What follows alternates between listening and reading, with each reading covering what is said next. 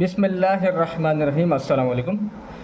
अच्छा, ये एफसीएस का चैप्टर 7 से रिलेटेड लेक्चर है, इम्पॉर्टेंट है क्योंकि इस लेक्चर में हम सीखेंगे इंशाल्लाह कि किस तरह रूट लोकस को प्लॉट किया जाता है। लास्ट क्लास में भी सेम हमने यही काम किया था। हमने सबसे पहले तो थोड़ा इंट्रोडक्शन देखा था, रूट लोकस होता क्या है, किस तरह सिस्टम की डायनेमिक्स रिप्रेजेंट कर रहा होता है, क्या के की वैल्यू पे हम अगर इंस्टेड ये कि हम डिफरेंट के वैल्यूज़ पे स्टेबिलिटी चेक करें, इससे अच्छा ये नहीं है रेदर देन हम के पूरा एक प्लॉट बना लें और उससे हमें प्लॉट के थ्रू डायनेमिक्स पता चल रही हो सिस्टम की कि वो अंडर डैम्प है या ओवर डैम्प है या क्रिटिकल डैम्प है, ठीक है। और हमने इसकी एग्जांपल भी देखी थी। तो हमने लास्ट क्लास में जो पर्टिकुलरली एक क्वेश्चन डिस्कस किया था, सर ने क्लास में करवाया था, उसमें हमने देखा था कि किस तरह अगर हमारे पास रियल पोल्स आ रहे हों, रियल नेगेटिव डिस्टिंक्ट पोल्स आ रहे हों और जीरोस अगर आपके पास इनफाइनाइट हो तो किस तरह प्लॉट किए जाएंगे CRL और RL रीजन्स में ना। ये उसी के कंटिन्यूशन है, ये पार्ट 2 कह सकते हैं आप। इसमें हम देखेंगे किस तरह आपको कॉम्प्लेक्स पोल को प्लॉट करना है, यानी कॉम्प्लेक्स पोल पे जो आपका रूट लोकस है वो किस डायरेक्शन में प्लॉट होगा, एंगल ऑफ डिपार्चर क्या होता है, एंगल ऑफ अराइवल क्या होता है, ये सब हम देखेंगे, ठीक है। तो ये थोड़ा नया कॉन्सेप्ट है तो मैंने सोचा इसको कवर कर लेते हैं इस लेक्चर में। अच्छा, यहाँ पर जो स्टेप नंबर शो हो रहे हैं ये मैंने डायरेक्ट लिखे हुए हैं, ऑल दो ये सॉल्व होते हैं। जैसे स्टार्टिंग इनकी हमेशा ना कैरेक्टरिस्टिक इक्वेशन होती है जो कि आपके पास ये होती है 1/g(s) और h(s) = 0। ये आपको याद करनी हो, मतलब याद क्या, मतलब इसमें g(s) और h(s) आपको पता होगा। यहाँ से आपको कैरेक्टरिस्टिक इक्वेशन निकालनी होगी और फिर आपको इनके अंदर k = 0 पे पोल्स मालूम करने होंगे और k = इनफाइनाइट पे आपको जीरोस मालूम करने होंगे, ठीक है। ये स्टेप्स हैं। सेंट्रोइड के स्टेप आपको summation of finite zeros finite poles minus finite zero divide by number of asymptotes, यानी m mod of m - n, ये सब चीज़ें आपको पता होंगी। तो मैंने ये इंक्लूड नहीं किया। अगर आप लोगों को इससे रिलेटेड कुछ कन्फ्यूजन हो तो फिर मैंने इसका एक लेक्चर अपलोड किया हुआ है, एफसीएस का रूट लोकस पार्ट 1 कुछ करके किया होगा, तो वहाँ से आप देख लें तो इंशाल्लाह आपको वो क्लियर हो जाएंगे स्टेप्स। मैंने फ़िलहाल डायरेक्ट आंसर किया क्योंकि इस वीडियो का मेन इंटेंट ये है कि मैं आप लोगों को थोड़ा बता सकूँगी किस तरह प्लॉट किए जाएंगे, मतलब किस तरह प्लॉट होंगे आपके रूट लोकस अगर आपके पास कॉम्प्लेक्स पोल हो। और सेंट्रॉइड भी अगर आपका ब्रेक अवे पॉइंट भी कॉम्प्लेक्स हो जाता है तो किस तरह वो आपको देखना होगा, क्या आपको डिस्कार्ड करना होगा, कौन सी वैल्यू आपको लेनी होगी, तो ये सब हम देखेंगे इंशाल्लाह। अच्छा, बाकी सब चीज़ें तो वही हैं, जीरोस हैं, सेंट्रॉइड है आपके पास, सेंट्रॉइड कैलकुलेटेड है, ठीक है। एंगल ऑफ एसिम्पटोट्स RL के लिए 60, 180 और 300 आया हुआ है, ठीक है। अच्छा, ये एंगल ऑफ एसिम्पटोट्स हैं RL के लिए, CRL के लिए, ठीक है। ये CRL के लिए एसिम्पटोट्स आ गए आपके पास। आई होप कि सही से नज़र आ रहा होगा, नहीं तो फिर करते हैं मैनेज। ये इमेजिनरी क्रॉसओवर पॉइंट है, ये आपके पास ये आ गया, ये मैंने पहले से फाइंड आउट कर लिए ये सब चीज़ें। अच्छा, ये इमेजिनरी क्रॉसओवर पॉइंट आपको पता होगा कि ये राउट के थ्रू आता है, ठीक है। तो राउट मेथड के थ्रू हमें ये क्रॉसओवर पॉइंट पता चलता है, ठीक है। ये आपका मार्जिनली स्टेबल पॉइंट भी कहते हैं इसको। अच्छा, अब प्लॉट देख लेते हैं। प्लॉट में सबसे पहले तो मैं स्टेप बताऊँगा कि आपको करना क्या है। सबसे पहले तो आपको करना है, आई होप कि आप लोगों को कुछ नज़र आ रहा होगा, नहीं तो फिर करते हैं कुछ। अच्छा, सही है। अच्छा, सबसे पहले तो आपको क्या करना है कि एक एक्सेस बना लेना है, जैसे सिंपल आपका होता है, आप बना लें इसको। मैं थोड़ा रफली बनाऊंगा, आप लोग थोड़ा सही से बनाएगा क्योंकि मैं थोड़ा मैनेज कर रहा हूँ, उसको करने की कोशिश कर रहा हूँ, ठीक है। अच्छा, अब सबसे पहले तो एक्सेस थोड़ा डिफाइन करते हैं कि ये आपका लेट सपोज J हो गया, ये आपका 2J हो गया, ठीक है। इससे ऊपर जो जाएगा ये आपके पास 3J आगे कंटिन्यू हो गया, सही है। ये आप उसको, ये आपका पॉजिटिव है, ये नेगेटिव J आपका क्या हो जाएगा, 2J हो जाएगा, सही है। ये इसको आप कहते हैं 1 2 3, सही है। नॉर्मली वही जिस तरह हम करते हैं वही काम कर रहा हूँ। एक्सिस मैंने डिफाइन कर दिया। अच्छा, मैंने नेगेटिव में क्यों किया मार्किंग, क्योंकि नेगेटिव ही पोल्स आ रहे हैं, तो एक्स एक्सिस में आपका हमेशा जो होंगे वो आपके। अच्छा, यहाँ पर आपके जो रूट लोकस आपका प्लॉट होता है वो इस रियल एक्सिस के अराउंड सिमेट्रिकल होता है, ठीक है। यहाँ पर बेसिकली हम क्या देख रहे होंगे, ये क्रॉस ओवर पॉइंट देख रहे होंगे, तो ये आपका जो ओमेगा वाला पार्ट है और ये आपके पास जो पार्ट है रियल एक्सिस, ये पोल्स और जीरो प्लॉट करने के लिए, ठीक है। तो पोल्स और जीरोस जो आपके प्लॉट होंगे उनकी मार्किंग जो होगी वो रियल एक्सिस में होगी, ठीक है। और तो अगर उनमें कोई इमेजिनरी पार्ट आ जाता है तो फिर वो वही जिस तरह वाई एक्सिस और एक्स एक्सिस होता है, सिंपल प्लॉटिंग है और कुछ नहीं। अच्छा, अब देख लेते हैं। सबसे पहले तो हमारे पास सबसे पहले पोल क्या है, 0 पे, फिर -4 पे, फिर -1 पे है। रियल पार्ट इसका -1 पे है, लेकिन इमेजिनरी पार्ट +-j पे। यानी ये किस तरह प्लॉट हो। अच्छा, जो पोल्स होते हैं ना उनको हमेशा हम क्रॉस से रिप्रेजेंट करते हैं। तो पहला पोल आपका कहाँ है, ये रहा पहला पोल 0 पे, ठीक है। तो सिर्फ इसका सिर्फ रियल पार्ट मतलब सिर्फ 0 पे है और कोई इमेजिनरी पार्ट इसका नहीं है, ठीक है, इसमें कोई प्रॉब्लम। दूसरा जो आपका पोल है वो माइनस यानी -1 +-j। तो ये कैसे लिखूंगा मैं, ये माइनस वाला एक्सेस है तो -1 +-j, तो यहाँ पर प्लॉट आ रहा होगा आपके पास इसका। तो ये क्रॉस के थ्रू आप रिप्रेजेंट करते हैं सिंपल। ये क्लियर है। जो ये तो आपके हो गए 2 पोल्स हो गए, ठीक है। ये 3 हो गए, मतलब 3 पोल्स हो गए आपके पास। तो कि ये आपके पास जो सेकंड पोल है उसका रियल पार्ट तो सेम है -1, लेकिन इमेजिनरी पार्ट +-j, ठीक है। ये हो जाएगा आपके पास चौथा पोल -4 पे, जैसे -4 पे था, ठीक है, कोई इशू तो नहीं है। अच्छा, अब पहला स्टेप तो कंप्लीट हो गया, आपने पोल्स को मार्क कर दिया, ये पोल्स को मार्क कर दिया। अब आप क्या करें कि ज़ीरोज़ को मार्क कर दें। तो ज़ीरोज़ आपके पास क्या है, एक ही है फिलहाल, फाइनाइट -1। तो ज़ीरोज़ को मार्क करते हैं, वो करते हैं मतलब 0 ही बना लेते हैं, ठीक है। ये बात समझ आ गई, कुछ कन्फ्यूजन तो नहीं है। अच्छा, अब उसके बाद आपको क्या करना है कि आपको सेंट्रॉइड को मार्क करना होगा, क्योंकि सेंट्रॉइड के थ्रू ही आपके एंग्लो एसिम्प्टोट्स बनेंगे। अगर आप सेंट्रॉइड नहीं बनाएंगे तो एसिम्प्टोट्स भी नहीं बन पाएंगे, ठीक है। तो ये देख लेते हैं। सेंट्रॉइड हमारे पास क्या है, ये कैलकुलेटेड है, ये आपके पास है -1.667। तो -1.667 आपका क्या है, ये आपका सेंट्रॉइड है। तो सेंट्रॉइड मैं अपने अंदाजे से बना लेता हूँ, जैसे कि ये आपका 5 होगा अगर, तो ये आपका -1.66 होगा, ठीक है, -1.66। बहुत छोटा छोटा बनाया हुआ मैंने, मतलब आपको समझ तो आ रहा होगा ना, मैंने छोटा बना लिया कि बाद में ग्राफ मेरा मैसअप ना हो। इसमें कोई कन्फ्यूजन तो नहीं है। अच्छा, सही, आई होप कि नज़र आ रहा होगा सही से। एक मिनट में एक काम और करता हूँ। अच्छा, थोड़ा मैनेज करने की कोशिश कीजिए, तो इसको जल्दी से आगे कंटिन्यू करते हैं। अच्छा, हमारे पोल से 0 तो मार्क हो गए, ठीक है। अब उसके बाद क्या करना होता है आपको, उसके बाद आपको सेंट्रॉइड मार्क करना। तो सेंट्रॉइड भी हमारे पास मार्क हो गया, बस अब आप एंगल बना लें। एंगल ऑफ एसिम्प्टोट्स का फॉर्मूला तो ऑलरेडी आप लोगों ने पढ़ लिया होगा कि RL केस में होता है 2h+1 divide by mod of n - m multiply 180 degree. और CRL के केस में होता है ये RL के केस में था, CRL केस में आपके पास होता है आई थिंक 2h था, सही, n - m मल्टीप्लाई 180 डिग्री, सही है। तो ये मैंने सब अप्लाई करके ही निकाले हुए एंगल्स, तो आप लोगों ने भी ऐसे ही कुछ करना है, ठीक है। ओके, जज़ाकल्लाह। मतलब अच्छा, थोड़ा आगे देखते हैं। अच्छा, अब सेंट्रॉइड के थ्रू आपको एंगल बनाने होंगे। तो सबसे पहले हम RL के लिए बना लेते हैं, ठीक है, RL के एंगल प्लॉट कर लेते हैं। अच्छा, अभी फिलहाल ना मैं आपको एक हिंट देना चाहूँगा कि इन RL और CRL को भी आप भूल जाएं, सही है। आप सिंपल क्या करेंगे, जो आपके एंगल्स होते हैं उनको प्लॉट कर दें, जो आपके एंगल्स होते हैं उनको प्लॉट करते हैं आप। CRL और RL की जो वो है ना, क्या कहते हैं, जो एक्सिस पर जिस तरह वो डिफाइन करते हैं इनको, अभी आप इनको नहीं करें। आपको जैसे ही, तो क्या आपको मार्क तो सेंट्रॉइड के थ्रू करना है, यानी आपका बेंच मार्क क्या होगा, सेंट्रॉइड ही होगा। ये अब जो सेंट्रॉइड अभी हमने निकाला है -1.6, तो बनाने आपको सारे एंगल यहीं से।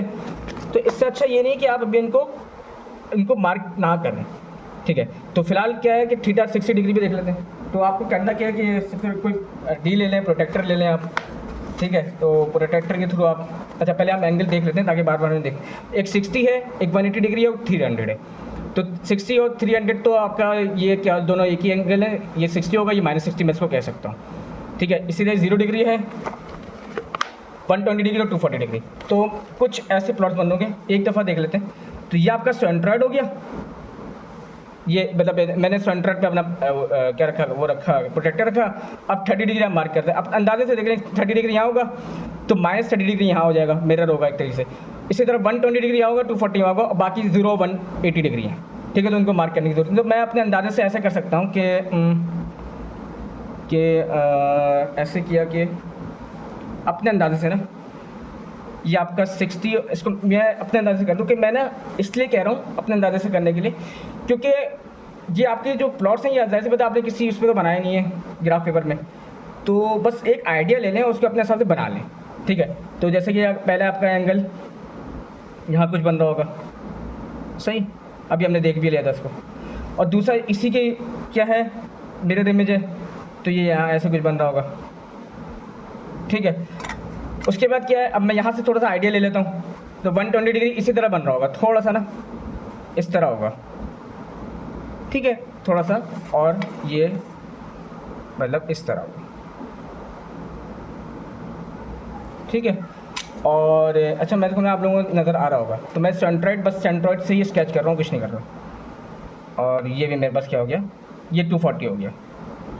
अच्छा अब ये 240 आपका हो गया, सही। तो ये आपके पास क्या है, ये आपका 0 डिग्री वाला एक्सेस हो जाएगा, 0 डिग्री और 180 डिग्री, 0 डिग्री और 180 डिग्री, ठीक है। तो मैंने इसको दिखाया ना दिखाया एक ही बात है, मैंने फिर भी प्लॉट करके दिखा दिए। तो ये आपका 60 हो गया, हाँ मार्क कर दिएगा, नहीं मतलब आप बेशक इसको प्रोटेक्टर के थ्रू ना बनाएं, मतलब प्रोटेक्टर कह रहा हूँ जो डी होता है आपका उसके थ्रू ना बनाएं, लेकिन आप मार्किंग जरूर करते हैं। 60 डिग्री था, ये आपका 300 डिग्री है, ठीक है, ये आपका 120 डिग्री है, ये आपका 240 है, इस तरह मार्किंग करते हैं, तो सही। अच्छा अब हमें क्या करना है, अब हमें देख बस ये आपके एंगल ऑफ एजेंटोस सबके मार्क हो गए, आरएल की भी हो गए, सीआरएल की भी हो गए, ठीक है, सही है। उसके बाद आपको देखना है break away point, I think नज़र आ रहा होगा, ठीक है। अब ब्रेक अवे पॉइंट में ये मैंने काफ़ी ट्यूटोरियल्स देखे तो मुझे आइडिया हुआ कि जितने मैंने ट्यूटोरियल्स देखे उनमें मैंने देखा कि कॉम्प्लेक्स ब्रेक अवे पॉइंट ना डिस्कार्डेड कर दिए जाते हैं, डिस्कार्ड कर दिए जाते हैं, उनको नहीं कंसिडर किया जाता जो आपके कॉम्प्लेक्स वो होते हैं, क्या कहते हैं, ब्रेक अवे पॉइंट्स होते हैं। सिर्फ रियल जो होते हैं ना वो कंसिडर किया जाते हैं। मैं बस रियल में क्या आ रहा है, -2 आ रहा है और -2.473 आ रहा है, तो मैं मार्क कर देता हूँ। एक तो आपके पास आ रहा है -2, ठीक है, ये -2 एक यहाँ आ गया, कोई इशू तो नहीं है। एक आ गया -2.44, या मैं यहाँ मार्क कर देता हूँ, सही है, कोई इशू वाली बात तो नहीं, यहाँ मार्क कर देता हूँ, यह होगा -2.473, ठीक है, मैंने कर दिया अपने हिसाब से ना।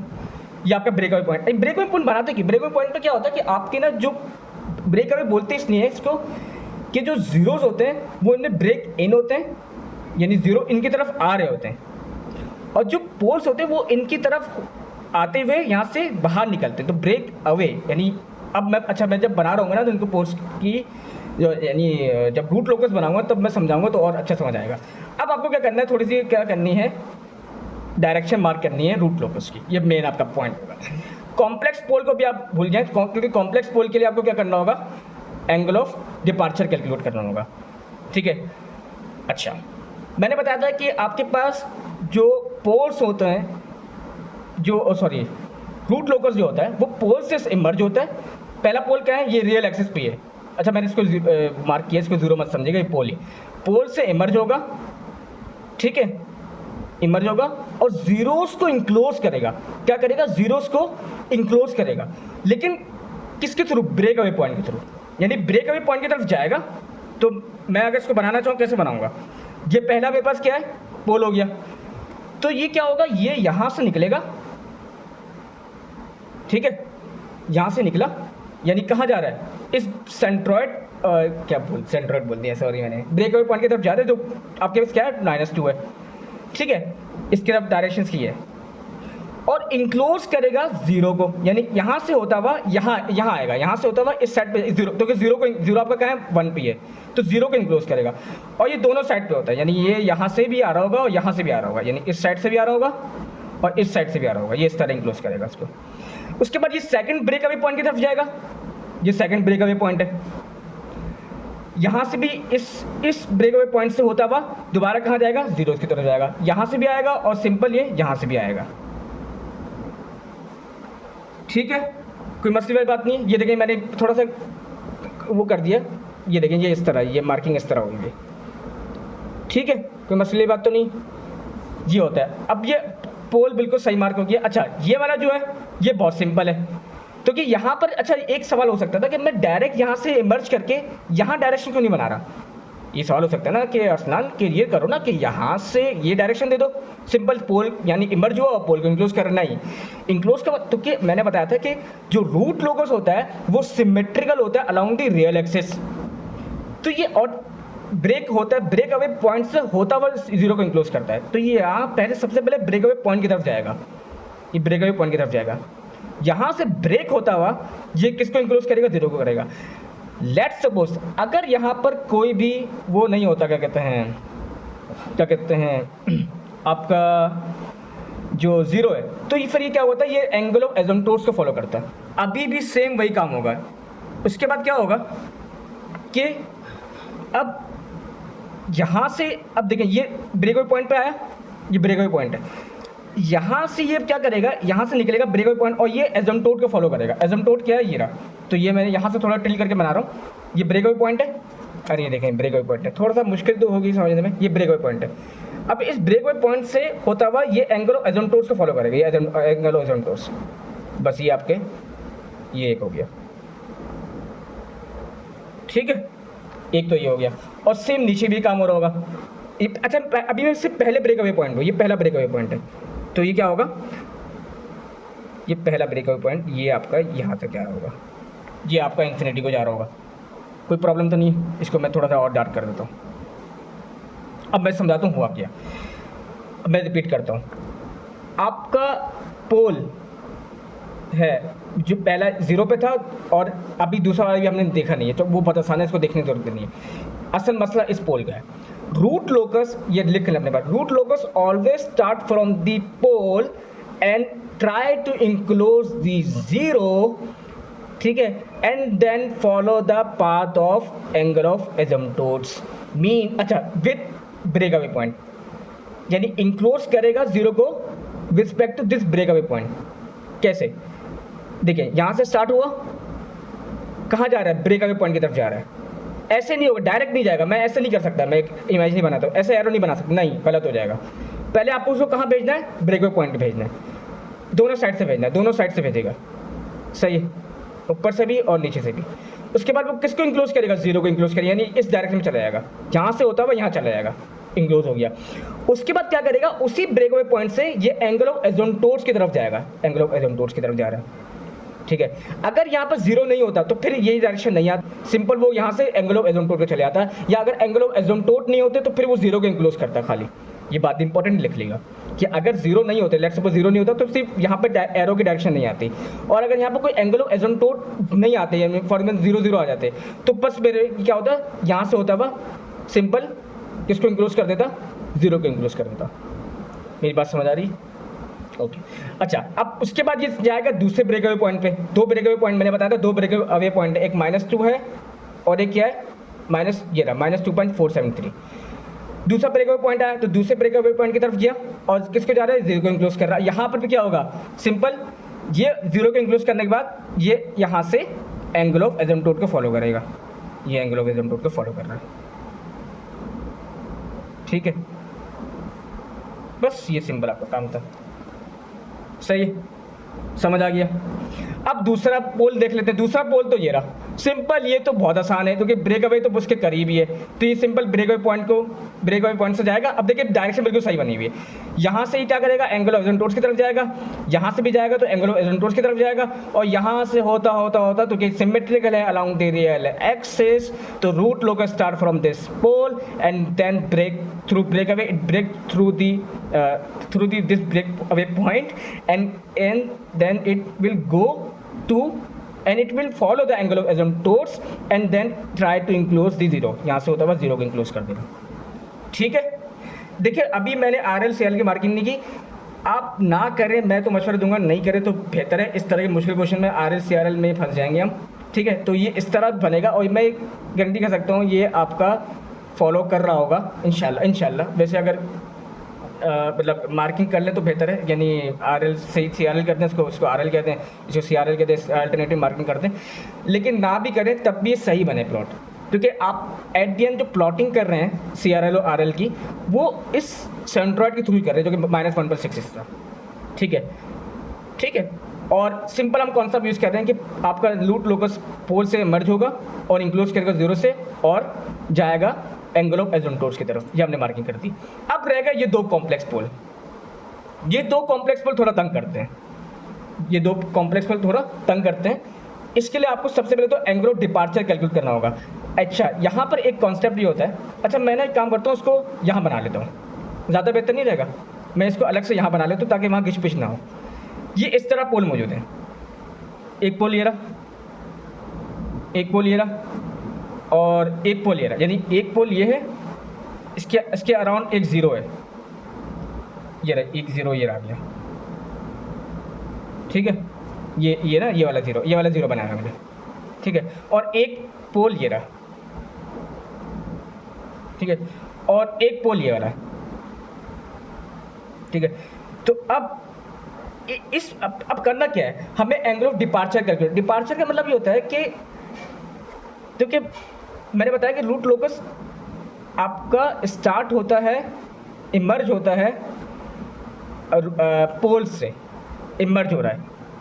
इमर्ज का मतलब कि आपको अगर मुझे इसके रिस्पेक्ट से देखना है कि रूट लोकस क्या होगा, तो ये तो रियल एक्सिस के अराउंड तो है नहीं, तो ये थोड़ा सा मुश्किल होता है। तो इसके लिए हम निकालते हैं एंगल ऑफ डिपार्ट हो रहा है, डिपार्ट मतलब निकल रहा है, अराइवल। अच्छा, जीरो के केस में क्या होता है, लेट्स सपोज ये जीरो होते हैं, लेट्स सपोज ये इस तरह होता है, मैं यहाँ समझाता हूँ, ये होते हैं आपके इस तरह होते हैं, लेट्स सपोज। तो इसके लिए बोलते हैं, अगर मुझे इस तरह, यानी अगर मेरे जीरोस जो होते हैं, जीरो जो हमने यहाँ कैलकुलेट किए थे, जो -1 आ रहा था, अगर ये लेट्स सपोज इस तरह होता -1 प्लस माइनस जे, ये जीरो होते, तो इस केस में आपके ये क्या हो जाते हैं, ये कॉम्प्लेक्स हो जाते हैं, यानी ये जीरोस आपके कॉम्प्लेक्स हो जाते हैं। फिर इसको हम सर्कल कर देते हैं। तो इसके लिए जो हम एंगल निकालते हैं इसको बोलते हैं एंगल ऑफ अराइवल। तो क्या हम आपका, क्योंकि रूट लोकस हमेशा पोल से निकलता है और जीरो को इंक्लोज करता है, यानी अराइव होता है इस पर। मेरी बात समझ आ रही? तो ऐसे एंगल जो कि आपके जीरो से आ रहे हों, इनको बोलते हैं एंगल ऑफ अराइवल, और डिपार्ट हो रहे हो पोल से, उनको बोलते हैं एंगल ऑफ डिपार्चर। सही है। तो फिलहाल अच्छा, ये किस केस में होंगे, कॉम्प्लेक्स पोल्स और कॉम्प्लेक्स जीरो में। तो ये स्टेटमेंट लिख लें अपने पास कि अगर आपके पास कॉम्प्लेक्स पोल्स हैं, तो कि इस केस में हमारे पास क्या है, पोल्स क्या कॉम्प्लेक्स हैं, जीरोस आपका रियल ही है, रियल नेगेटिव डिस्टिंक्ट ही है, रियल नेगेटिव है। तो आप लिख लेने पर नोट कर लें कि अगर आपके पास पोल्स आपके कॉम्प्लेक्स हों, तो उस वक्त जो हम रूट लोकस प्लॉट करने के लिए, यानी रूट लोकस की डायरेक्शन बनाने के लिए जो हम एंगल निकालते हैं उसको बोलते हैं एंगल ऑफ डिपार्चर। और जीरोस अगर हमारे पास कॉम्प्लेक्स हो जाते हैं, तो इस केस में तो जीरो कॉम्प्लेक्स नहीं है, लेकिन अगर हो जाते हैं तो उस केस में जो हम एंगल निकालते हैं उसको बोलते हैं एंगल ऑफ अराइवल। ठीक है। तो फिलहाल ये वाला केस तो हमारे पास है नहीं, तो इसको मिटा देता हूँ मैं फिलहाल। अब ये केस बन रहा है, यानी मेरे पास, अच्छा अब मैं क्या करूँगा, पहले पोल का एज अ रेफरेंस ले लूँगा। पहले पोल को मैंने क्या ले लिया, एज अ रेफरेंस ले लिया। अब मैं क्या करूँगा, मुझे इसका मतलब क्या करना होगा, इस तरह का मेरे पास बन रहा होगा। मुझे अब इस पोल के रिस्पेक्ट से इसको देखना है, इस पोल के रिस्पेक्ट से मुझे इस जीरो को देखना है, ये जीरो है, और इस पोल के रिस्पेक्ट से मुझे इस पोल को भी देखना है। तो ये जीरो बीच में आ रहा है, क्योंकि जीरो इसी के बिल्कुल नीचे ही आ रहा है, क्योंकि जीरो भी आपका -1 भी आ रहा है, जीरो भी कहाँ आ रहा है, -1 भी आ रहा है। ठीक है, तो ये आ जाएगा। उसके बाद क्या है, ये जो है आपके पास, ये है आपका दूसरा पोल। रेफरेंस ये की है, रेफरेंस आपका एक ही है। तो रेफरेंस आपने एक लिया और यहाँ से आपको क्या निकालना है, डिपार्ट एंगल निकालना है, एंगल ऑफ डिपार्चर जो उस पोल से निकाल लो। तो जाहिर से बात है, किसी एक पोल का आप रेफरेंस ले लो और इसके रिस्पेक्ट से आपके निकाल लो, एंगल ऑफ डिपार्चर निकाल लो। तो सही। तो अभी हमें निकालने क्या किया है, हमें निकालना है, सही, एक तो अच्छा ये बन रहा होगा, इस तरह एक्सिस बन रहा होगा आपके पास, ये इस तरह एक्सिस बन रहा होगा आपके पास। ये पहला पोल आ गया, ये दूसरा पोल आ गया, ये जीरो आ गया, और ये आपके पास जीरो आ गया। तो अगर मैं इसकी रिस्पेक्ट से देख रहा हूँ, तो ये वाला पोल कहाँ है, 90 पे, बिल्कुल कोई शक तो नहीं। अब यहाँ पर मुझे काफ़ी गाइड वीडियोस मिली जिनमें ना जो आपका एंगल ऑफ डिपार्चर के लिए जो इसकी रिस्पेक्ट से इसका जो एंगल निकलता है ना, वो हम ये वाला निकालते हैं। इसको मैं नाम दे देता हूँ थीटा1। अच्छा, ये जो चीज़ें मैं बता रहा हूँ, ये एज अ स्टेप्स हैं, ये हर क्वेश्चन में फॉलो होंगे, तो इनको एज अ मेथड कंसीडर करें। फिलहाल लॉजिक वाली सारी बातें हम कर चुके थे, पहले लेक्चर में सब बता चुके हैं। फिलहाल हम इस वीडियो में एज अ मेथड डिस्कस कर रहे हैं कि किस तरह आपको प्लॉट करने होंगे। तो ठीक है, तो ये इसकी लॉजिक क्या है? इसकी लॉजिक तो मतलब लॉजिक तो सिंपल ही है, मतलब आप समझ भी आ रही है कि आप क्या करना है, एंगल ऑफ डिपार्ट आपको कैलकुलेट करना है। तो आपको इस पोल के रिस्पेक्ट से बाकी पोल्स पे क्या एंगल बन रहा होगा ये हमें देखना है। तो आप चाहे इसको रेफरेंस ले लें, लेकिन आसानी के लिए हमने इसको ले लिया, तो क्या जाहिर सी बात है कॉम्प्लेक्स पोल को एज अ रेफरेंस देना होगा, तो मैंने इस कॉम्प्लेक्स पोल को एज अ रेफरेंस ले लिया। कोई मसले वाली बात तो नहीं, सही। और ऐसे ही होगा हर वीडियो में, मतलब हर क्वेश्चन में इस तरह ही फॉलो हो रहा होगा। तो ये आपने काम कर दिया। इसकी रेस्पेक्ट से आपको ये एंगल निकालना होगा, ठीक है। और ये ज़ीरो तो मैं कैसे कह सकता हूँ, ये ज़ीरो तो मेरा 90 डिग्री पे होगा, ये ज़ीरो किस पे होगा, 90 डिग्री पे होगा, नज़र आ गया होगा। तो मैं इसको कह देता हूँ, ठीक है। अच्छा, इसको मैं कह देता हूँ θ2, ठीक है। इसको मैं कह देता हूँ θ3, यानी जो ज़ीरो जो एंगल बना रहा है उसको मैंने θ3 कह दिया। और इसको मैं कह देता हूँ θ4। तो टोटल 4 एंगल्स हो गए मेरे पास, जिनमें दो तो मुझे पता है, θ3 भी पता है और θ4 भी पता है, कुछ कन्फ्यूजन तो नहीं है। θ3 θ4 दोनों पता है। अब ज़रा स्टेप देख लेते हैं क्या करना है आपको। तो स्टेप में ये है, सबसे पहले आपके पास एंगल ऑफ डिपार्चर में हेडिंग डाल देता हूँ।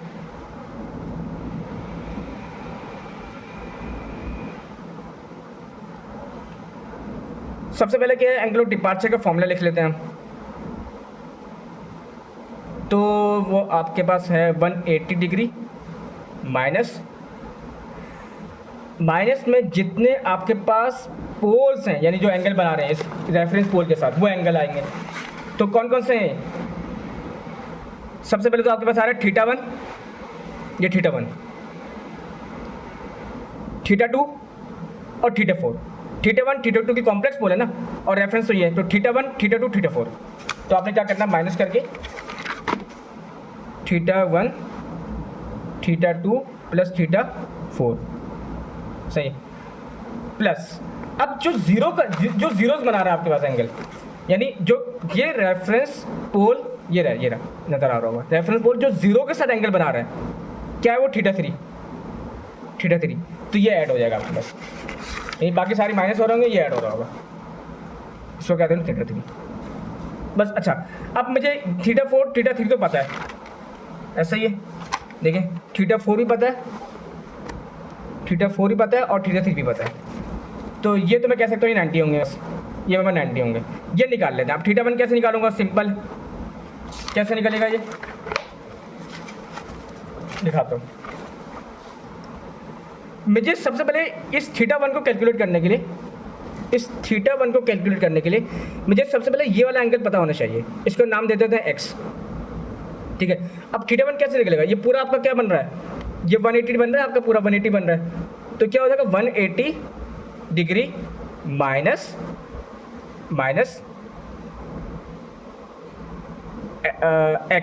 x कह देते हैं। 180 डिग्री माइनस x करूँगा तो मुझे क्या मिल जाएगा, θ1 मिल जाएगा। अब x कैसे निकालूंगा, अब देखिए मेरी सिमेट्री किस तरह बन रही है। अगर मैं देखूँ, यहाँ आ जाता हूँ, दोबारा इधर आ जाता हूँ, तो ये क्या है, मेरे पास 1 है। अब मैं इसको फॉलो करूँगा। अच्छा, मैंने इसको अलग से इसलिए बना दिया ताकि आप लोगों को मैं समझा सकूँ सही से, वरना इसको बनाना आपको इसके अंदर ही होगा, एडजस्ट करना होगा, वरना इस तरह नहीं बनाएगा, वरना इससे और कंफ्यूज, मतलब समझाने के लिए ऐसा किया है, क्योंकि जो मैंने असाइनमेंट में बनाया वो इसके अंदर ही मैंने इसको एडजस्ट कर दिया था। अच्छा, ये क्या है, 0, ये 1, तो ये डिस्टेंस क्या हो जाएगा, 1 हो जाएगा। और इसके बाद कॉम्प्लेक्स डिस्टेंस क्या आ रहा है यहाँ से, अरे ये देखें ना, इस तरह बन रहा है आपके पास। तो ये वाला हिस्सा आपका क्या है, 1 का है। और अगर मैं ये पार्ट देखूँ इसका, यानी अगर मैं यहाँ से देखता हूँ, ये इस तरह बन रहा है ना एंगल आपके पास, ये मैं बना नहीं रहा, क्योंकि मैंने मसला हो जाएगा, मतलब सही से डायग्राम आपकी वो मैसअप हो जाएगी, बना नहीं रहा, ये इस तरह बन रहा है। और ये डिस्टेंस, ये देखिए, ये डिस्टेंस कितना है, j, यानी 1। तो क्या होगा, अच्छा, यानी x एक्सिस में भी देखो तो 1 डिस्टेंस कवर हो रहा है, क्योंकि 1 है और 0 है, ये 0 है ना आपका, ठीक है, ओरिजिन है। तो 1 0, तो टेंजेंट इन्वर्स कैसे निकलते हैं, एंगल इसी तरह निकलता है। तो बस टेंजेंट इन्वर्स ऊपर आएगा आपके पास इमेजिनरी वाला पार्ट, मतलब 1 आ जाएगा, तो वो भी 1 ही है, डिस्टेंस y एक्सिस वाला पार्ट 1 है, ठीक है, j नहीं लिखते, 1 ही लिखेंगे। और डिवाइड बाय x एक्सिस वाला पार्ट, वो भी 1 डिस्टेंस है, ठीक है। तो क्या हो जाएगा, अच्छा, तो टेंजेंट इन्वर्स आप 1 निकाल लें, ठीक है, और इसको 180 डिग्री से माइनस करते हैं। तो x क्या हो जाएगा आपके पास, यहाँ पर जो x डिफाइन किया था हमने, कहाँ किया था, ये रहा, ये रहा। तो ये क्या हो जाएगा आपका 180 डिग्री माइनस टेंजेंट इनवर्स 1/1, ठीक है, इज इक्वल टू θ1।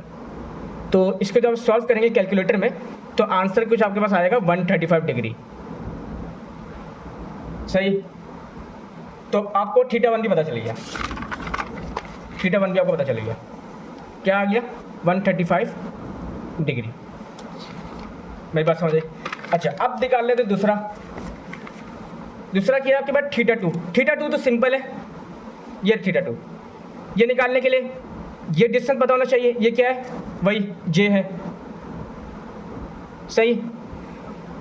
और जो ये वाला डिस्टेंस है वो क्या है, अगर मैं यहाँ से ट्रैक करूँ तो यहाँ से ट्रैक करूँ तो ये यहाँ जा रहा होगा, ये पूरी लंबी लाइन यहाँ बन रही होगी इस तरह, ठीक है। तो पोल से पोल नहीं, ओरिजिन ये है और ये दूसरा पोल है, तो 4 और 1, 4 और 1, ये 1 देखिए 4 और 1, तो टोटल कितने बीच में पॉइंट्स आ रहे होंगे, 3। कितने आ रहे होंगे, 3।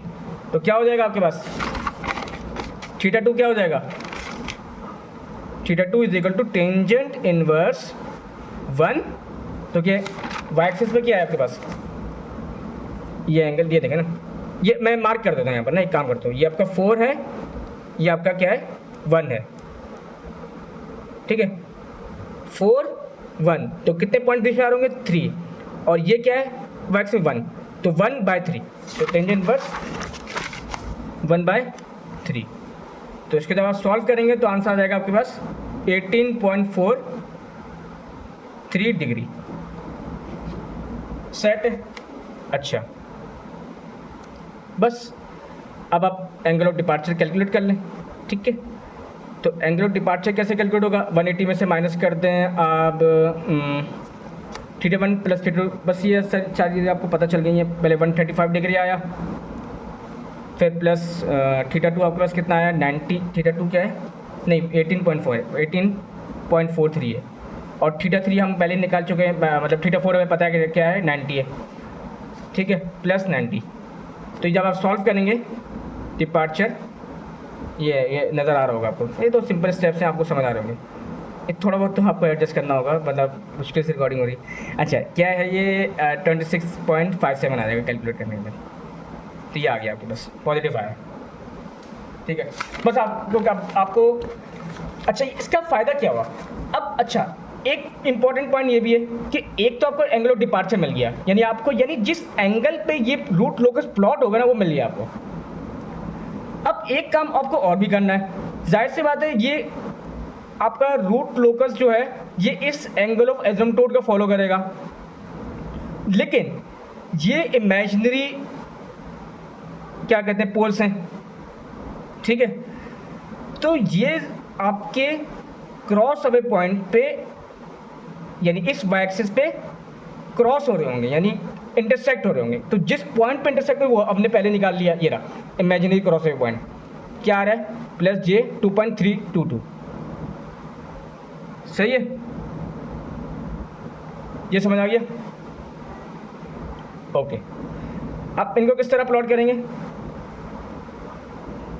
अब ये देखो, मैं आपको बताता हूँ। ये आपने एक रेफरेंस एक्सिस ले लिया,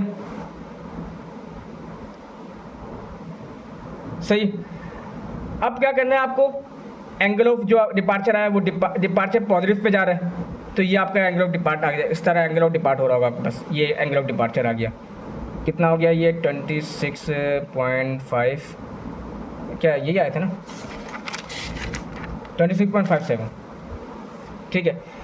अब ये किस पॉइंट पे जाके इससे इंटरसेक्ट, यानी जैसे मतलब ये इंटरसेक्ट हो रहा होगा ना क्रॉस ओवर पॉइंट पे, वो क्या है 2.322। तो इसको थोड़ा एक्सटेंड कर देते हैं, काम करते हैं,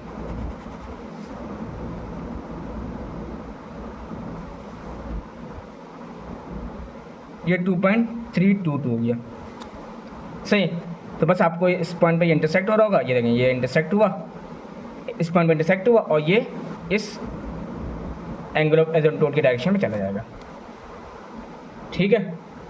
इसी तरह यहाँ भी बना लें आप, ये पोल आया, ये रेफरेंस एक्सिस बनाया, ये आपके पास क्या हो जाएगा, ये -26.57 हो जाएगा, जैसे बात है, एक पॉजिटिव एक नेगेटिव हो जाएगा।